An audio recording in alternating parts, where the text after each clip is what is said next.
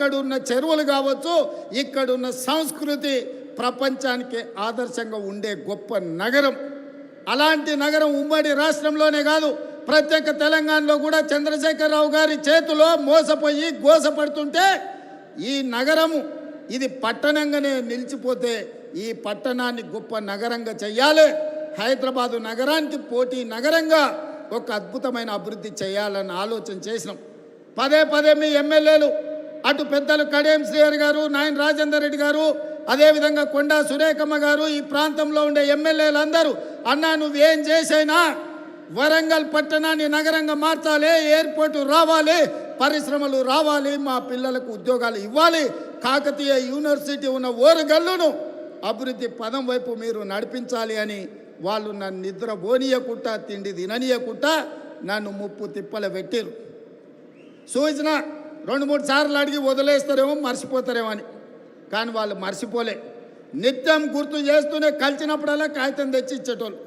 ఇక ఈ సమస్యకు పరిష్కారం ఈ పనులు చేయాల్సిందే అని నిర్ణయించి మీ ఇన్ఛార్జ్ మినిస్టర్ పొంగులేటి శ్రీనివాసరెడ్డి గారు చెప్పిన మీరు పోయి వరంగల్లో ఉండండి, మాస్టర్ ప్లాన్ను మీరు మొత్తం అనుమతించండి, ఔటర్ రింగ్ రోడ్డును ఏర్పాటు చేయడానికి అంచనాలు వేయండి, ఏర్పాటు కోసం భూములు సేకరించండి, వరంగల్లో అండర్ గ్రౌండ్ డ్రైనేజ్ను పూర్తి చేయండి, ఎన్ని పనులు చేయాలనో ఈ వరంగల్ పట్టణాన్ని నగరంగా మార్చాలి, హైదరాబాద్తో పోటీ పడాలి, ప్రపంచం దృష్టిలో ఇదొక చారిత్రాత్మకమైన నగరంగా తీర్చిదిద్దాలి అని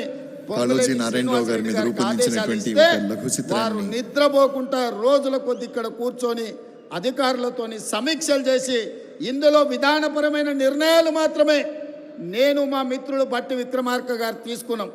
కానీ దీని అభివృద్ధి పదం వైపు నడిపించడానికి అవసరమైన సమీక్షలు మీ ఎమ్మెల్యేలు మీ మంత్రుల నేతృత్వంతో ఇన్ఛార్జ్ మినిస్టర్ పొంగులేటి శ్రీనివాసరెడ్డి గారు పూర్తి స్థాయిలో బాధ్యత తీసుకున్నారు.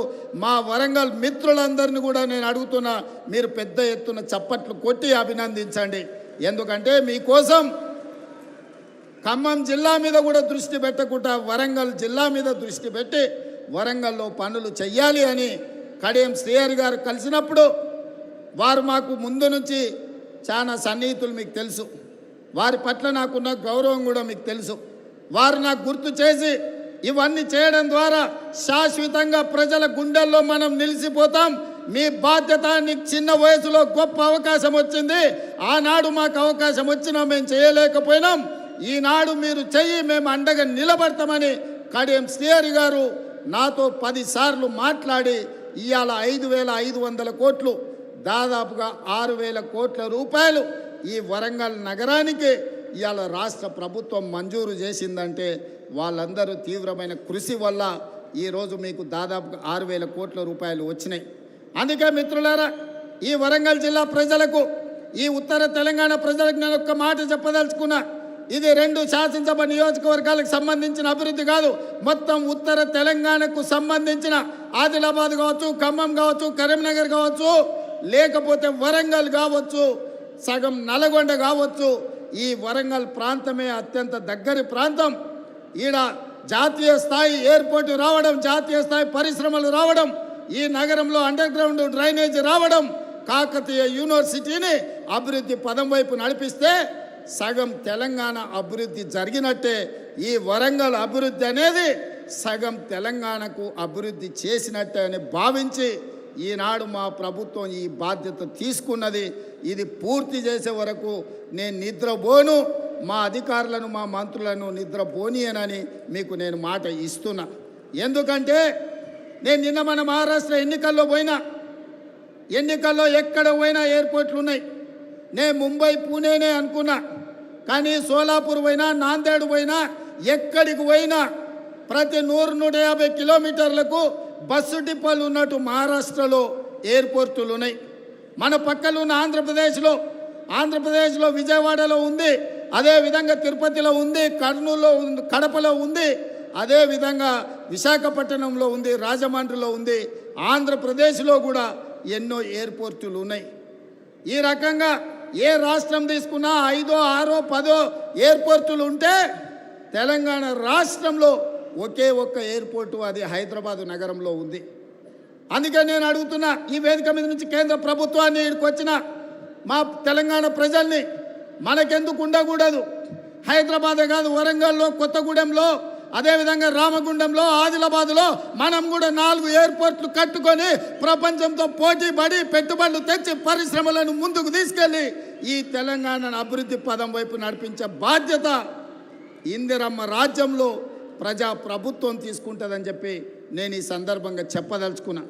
ఎవరైనా ఈ అభివృద్ధిలో కాళ్ళలో కట్టబెట్టాలి, మేము చేయలేదు కాబట్టి వీళ్ళు కూడా చెయ్యొద్దు అని కుట్రలు కుతంత్రాలు చేస్తే వాళ్ళు ఊచలు లెక్క పెట్టాల్సి వస్తుందని చెప్పి నేను ఈ వేదిక మీద నుంచి స్పష్టంగా చెప్పదలుచుకున్నాను. మీరు కుట్రలు చేయొచ్చు, మీరు కుతంత్రాలు చేయొచ్చు, అక్రమంగా సంపాదించిన సంపద పెట్టి కిరాయి మనుషులను దేవచ్చు. ఏమి చేసినా ఓ రోజు వెనుకో ఓ రోజు ముందో మీరు పన్నుతున్న కుట్రల్ని గుర్తిస్తాం, అందరిని బొక్కలో పెడతాం, ఊచలు లెక్క పెట్టిస్తాం అని చెప్పి నేను ఈ వేదిక మీద నుంచి స్పష్టంగా చెప్పదలుచుకున్నా. ఇవాళ ఒకడొకడు మాట్లాడుతున్నాడు. ఒక ఆయన పెద్ద మనిషి మన వచ్చి అన్నాడు, 10 నెలలనే తెలంగాణ ప్రజలు ఏం కోల్పోయారో వాళ్ళకి తెలిసిందని. ఏం కోల్పోయినరా? మా ఆడబిడ్డలకి ఇవాళ స్వేచ్ఛ వచ్చింది 10 ఏళ్ళ తర్వాత. సంఘాలలో ముందుకు వచ్చిండ్రు. మేము ఇవాళ ఆడబిడ్డల్ని కోటీశ్వరులను చేయాలనుకున్నాం. దాదాపుగా ఈ సంవత్సరంలో 34,000 కోట్ల రూపాయలు సంఘాలకు సహకారం అందించాలని ఇవాళ మేము అనుకున్నాం. ఆడబిడ్డలకు అదాని అంబానీలకే పరిమితమైన సోలార్ పవర్ ప్రాజెక్టులు ఇవాళ మా ఆడబిడ్డలకు మహిళా సంఘాలకు ఇచ్చి వాళ్ళని పారిశ్రామికవేత్తలను చేసి కోటీశ్వరులను చేయాలనుకున్నాం. ఇవాళ ఇదే కాదు, మా ఆడబిడ్డల అమ్మగారింటికి పోవాలన్నా, దైవ దర్శనానికి పోవాలన్నా ఇంటి ఆయనని అడిగితే దసరాకి అడిగితే దీపావళి అనేటోడు, దీపావళికి అడిగితే సంక్రాంతి అనేటోడు, సంక్రాంతికి అంటే ఉగాది అనేటోడు, ఉగాదికి అడిగితే ఈ సంవత్సరం ఎందుకులే అనేటోడు. కానీ ఇవాళ ఈడ వేలాది మంది మా ఆడబిడ్డలు వచ్చారు. అక్క ఎవరైనా బస్సు ఎక్కితే ఒక్క పైస ఎవరైనా అడుగుతుర్రా? ఇవాళ ఈ తెలంగాణ రాష్ట్రంలో 1,10,00,000 మంది ఆడబిడ్డలు 3,700 కోట్ల రూపాయలు 11 నెలల మా పొన్నం ప్రభాకర్ గారి మంత్రివర్గంలో ఆడబిడ్డలకు ఉచిత బస్సు ప్రయాణానికి ఖర్చు పెట్టి ఈరోజు మా ఆడబిడ్డలు స్వేచ్ఛగా ఇంటైన పనికి వచ్చే లోప అమ్మగారింటికి పోయి అమ్మని చూసి వెనక్కి వచ్చేటంత వెసులుబాటు ఈరోజు మన ప్రభుత్వంలో వచ్చింది. ఇవాళ అట్లా అదే కాదు, రూపాయి కూడబెడితే మోడీ వచ్చి ఎత్తుకపోతున్నాడు. 12 నూరులు సిలిండర్ అయింది.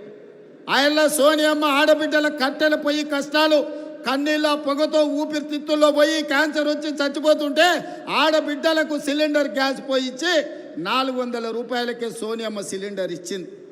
మోడీ వచ్చి 1200 చేసిండు. మరి ఆడబిడ్డల కష్టాలు చూసి ఇవాళ ఆడబిడ్డలకు 500 రూపాయలకే ఉత్తమ్ కుమార్ రెడ్డి గారి మంత్రివర్గంలో ఆడబిడ్డలకు 500 రూపాయలకి ఇవాళ మనం సిలిండర్ ఇస్తున్నాం. ఈ దేశంలో ఎక్కడైనా 500 రూపాయలకు బీజేపీ ప్రభుత్వం సిలిండర్ ఇస్తుందా? ఒక్కసారి ఆలోచన చేయండి అని నేను అడుగుతున్నా. ఇదే కాదు, నేను కానీ బట్టి గారు కానీ పాదయాత్ర చేసేటప్పుడు చాలామంది పేదలు వచ్చి మీరు వ్యవసాయానికి 24 గంటల ఉచిత విద్యుత్ ఇస్తున్నారు, బాగానే ఉంది, కానీ మాకు భూమి లేదు, మేము ఇంట్లో ఫ్యాన్ వేసుకున్నా, ఫ్రిడ్జ్ పెట్టుకున్నా, టీవీ చూసినా మా కరెంటు బిల్లు పేలిపోతుంది, 2,000 కట్టాల్సి వస్తుందని మా దృష్టికి తెచ్చారు. అందుకే ఆలోచన చేసినాం, సోనియమ్మ అనుమతి తీసుకు